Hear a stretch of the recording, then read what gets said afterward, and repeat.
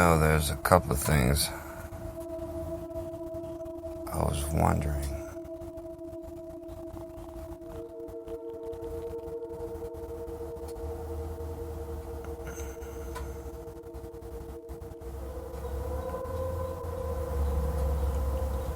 About this time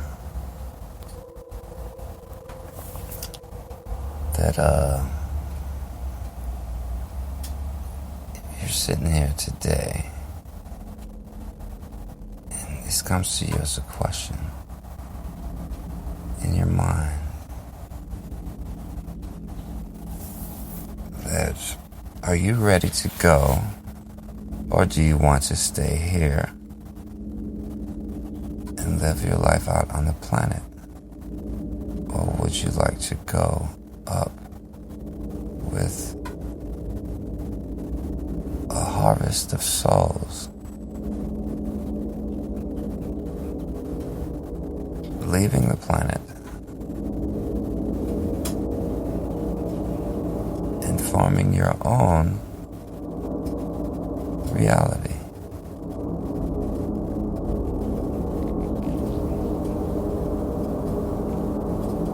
And they bring it to you as like basically what you think it is. Whatever you think it is. Yes, you're correct. No darkness. There's nothing but good things happening. Would you take it? Would you take it? Would you stay in your dark situation? Would you stay in your dark situation, being uncertain? Would you have the certainty to move, make move, stay or go? Do you know, really, truly, the truth of the matter when I ask you what your choice will be?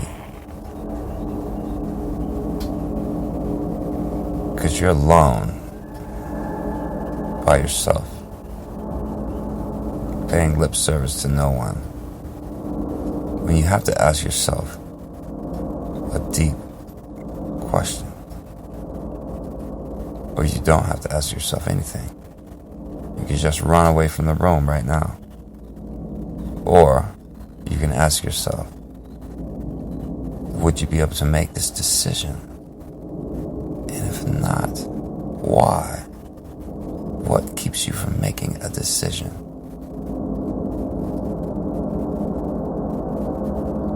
One, what decision will you make? Will you be able to make a decision? And why of the matter?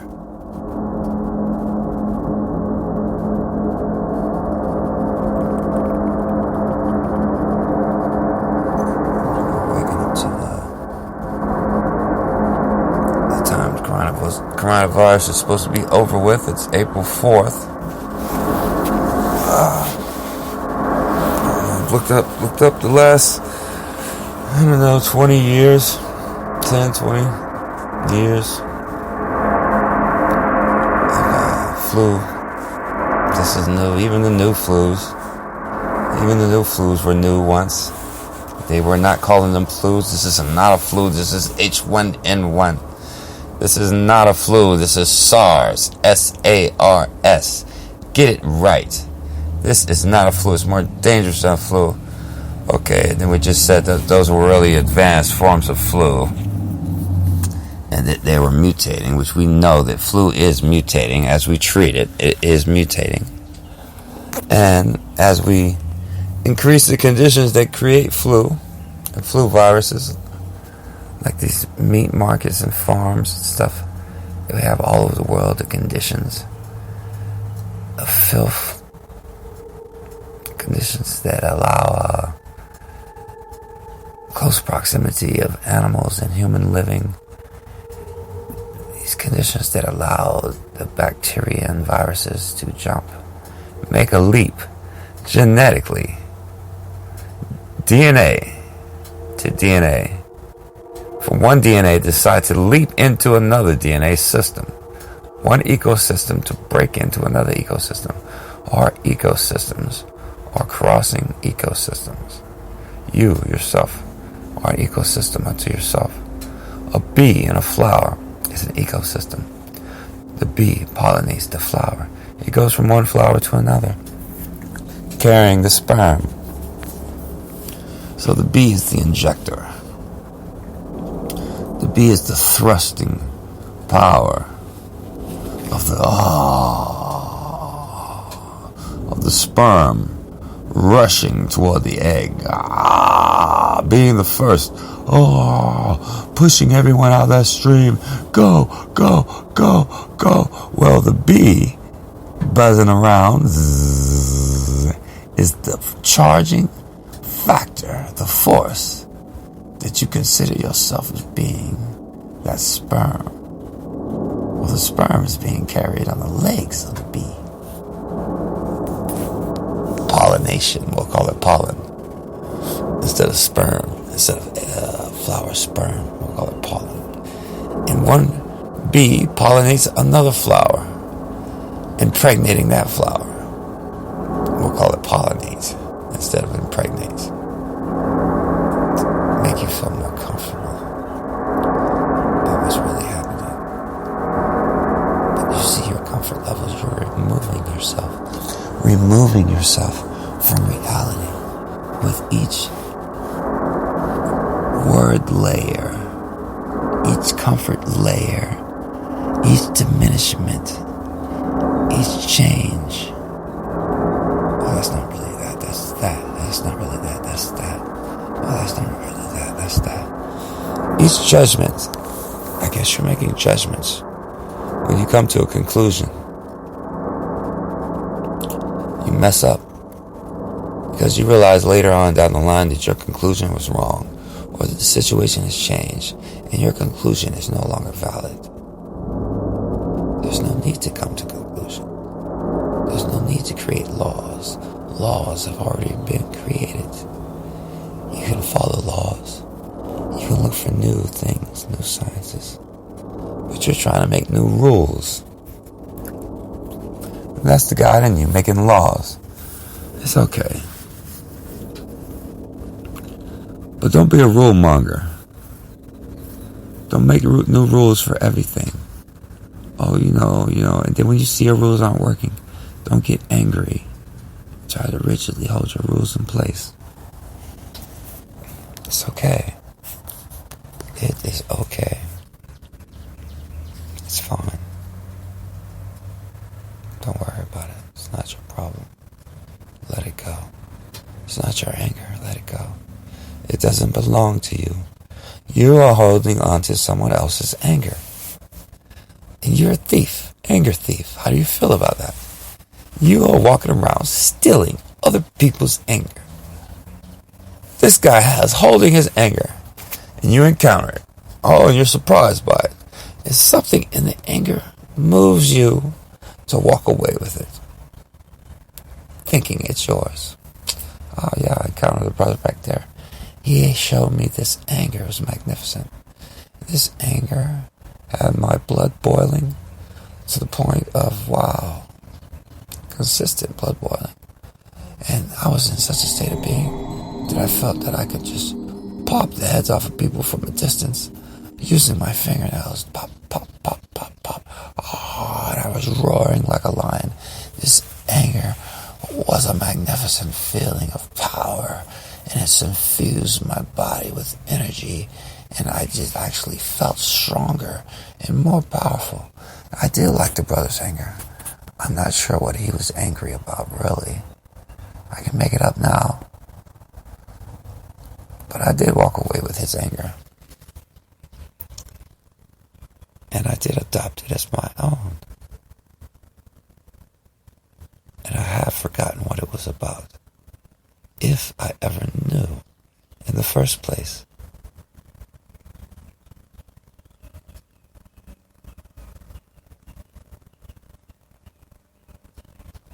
So let go of things that don't belong to you. This fear. Brother, if you don't have a fear of anything in your head right now, Don't let somebody randomly walk by and drop a fear in your bucket, your fear bucket. Say, here's fear. Fear bucket. Boom. And he drops a fear in your fear bucket. And you're supposed to respond. You're shuffling papers immediately. You don't have enough time to respond to this fear in your fear bucket. You have other stuff in your bucket. I mean, there's the stress from yesterday. There was the depression from the day before. You're still trying to wrap your mind around when your friend was rude to you and what he meant by it, like 5 days ago. I mean, there's things stacking up in your to-do tray. I mean, how dare he walk by and just drop fear in your fear bucket? Are you going to grab hold of that fear when you know you have all this other stuff on top of it to deal with first that you really haven't dealt with, that you just put off to the side, and you said, well, handle it. But really, what you really meant is, I'll get to it later.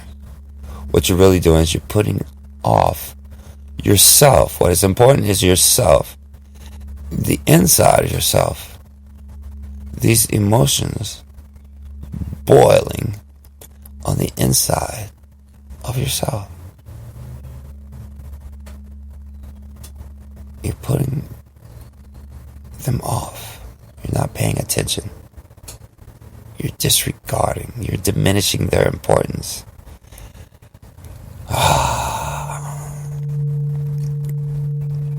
And as a result, you're feeling the consequence of ignoring these emotions. These are warnings. These are communications.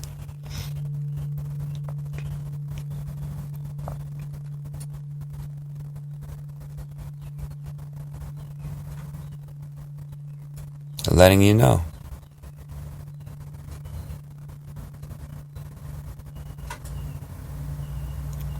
What's going on with you in life. Okay, you have an outside being. It's like you have skin on the outside. That's your organ. It's an organ. Your skin, all of your skin on the entire outside of your body is one single magnificent organ. And this organ is busy with beautifying you, with sweating out your impurities, with growing hair in the proper places, just like you like it to grow hair. Oh man, your skin is a magnificent organ, but you don't look at it as an organ because it's on the outside of you. What is you, anyway, outside of you? Organs on the inside of you are doing their function. Organs on the outside of you are doing their function. Within is doing his function. What are you allowing? What are you permitting? Because you are the physical aspect. And you're not listening to the non-physical aspect of yourself. Because you have your physical headphones on. And you don't like moments of silence. Because physical silence is the absence of physical space to you. And it needs to be filled in with physicality. And I say, wow. You got this all figured out, don't you? Well, I don't want to step into your reality. Insert fear in your fear bucket. How dare I do that? So I'm not going to even mention it. I'm not going to talk about it. We're going to walk away and we're going to act like this conversation never took place. We're going to agree to agree and agree to disagree. And we are vanishing right now from each other's existence. Goodbye and thank you.